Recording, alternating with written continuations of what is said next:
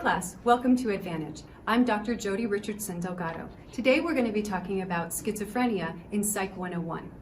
So schizophrenia is a group of severe disorders that involves major disturbances in perception, language, thought, emotion, and behavior. It is one of the more devastating disorders that is in the DSM-5. It affects about 1% of the population. It has the same rate as epilepsy. We see that it emerges in the late teens and mid-30s. Now, schizophrenia, as I said, is a group of psychotic disorders, and it's characterized by a general loss of contact with reality. The major disturbance areas include perception, language, thoughts, emotion, and behavior. Now, in the DSM-4, we've talked about the fact that the DSM-5 has kind of changed some of the ways in which we classify some of these disorders and has made some changes, and it made some changes to the DSM-5. It's not that schizophrenia has changed at all, but what happened was we've noticed patterns over time. In the DSM-4, we had 4 categories of schizophrenia. We had paranoid schizophrenia, disorganized schizophrenia, catatonic schizophrenia, and undifferentiated schizophrenia. Now, because this is a group of disorders, schizophrenia can change as we grow and as we age. And so often what was happening is someone would come in and be diagnosed with maybe paranoid schizophrenia, and then they would come in for treatment maybe a few years later, or there would need to be a med change because new symptoms had presented themselves, and then they would get changed into a different category, and pretty soon everyone was being put into undifferentiated schizophrenia.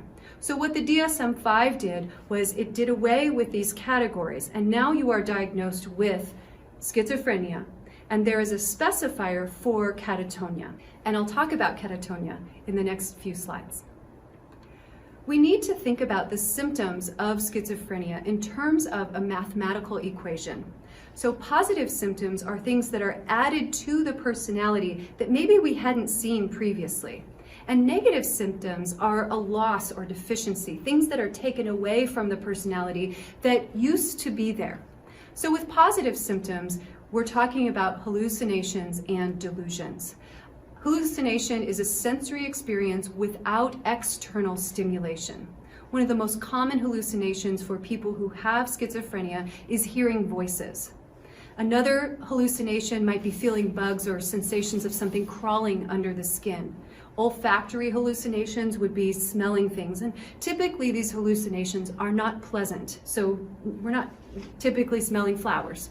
It's things that don't smell very nice at all. One of the least common hallucinations is actually seeing things. The visual hallucinations are actually diagnosed more, and we see that more in individuals who have dementia or other types of disorders. So hallucinations and delusions are not exclusive to schizophrenia. These can go along with other disorders, but these are some of the major positive symptoms of schizophrenia. Delusions are false beliefs about reality. So this might be believing that individuals from the government are plotting against me, or it might be that I have some type of superpower, or that I believe that I am someone famous, like Jesus or Mother Mary. Those are some delusions that we might see. Negative symptoms include, again, that kind of taking away from the personality, so the loss or absence of attention, so not being able to pay attention. Limited or toneless speech, and this often goes along with flat or blunted affect. So, I'm so happy today. I'm so sad today. There's no expression in the face whatsoever, and can come across almost as robot-like speech. Social withdrawal, and this can often be extreme social withdrawal. And then catatonia is also a negative symptom, and we do use that as a specifier. Now, catatonia is motor disturbances. And sometimes with catatonia, we'll see extreme agitation and kind of moving without direction. So typically, when someone has a place to go, they'll go from, let's say, the middle of the room to get to the door to leave the room, right? So they want to get out of the room. So they might take a straight line, or they might need to go around a piece of furniture, but there's kind of a direction that you can kind of predict with that individual. Someone who's diagnosed with catatonia might go all around the room, and you really can't predict where it is they're going to go, and then suddenly freeze. And that's where an individual can become frozen, and they'll just stand there sometimes for a few minutes. Catatonia also, you can experience waxy flexibility. So the individual will be frozen, but you can actually move them and pose them in different positions. So this is something that we see with catatonia. This is one of the more severe negative symptoms of schizophrenia, which is why it's used as a specifier, because it's different than some of the other negative symptoms that we might see. We know that schizophrenia has a number of causes. Biological factors, this is one of the disorders that has one of the strongest biological factors, about 50%. We know that if both parents have schizophrenia, the offspring have about a 50% chance of having schizophrenia themselves.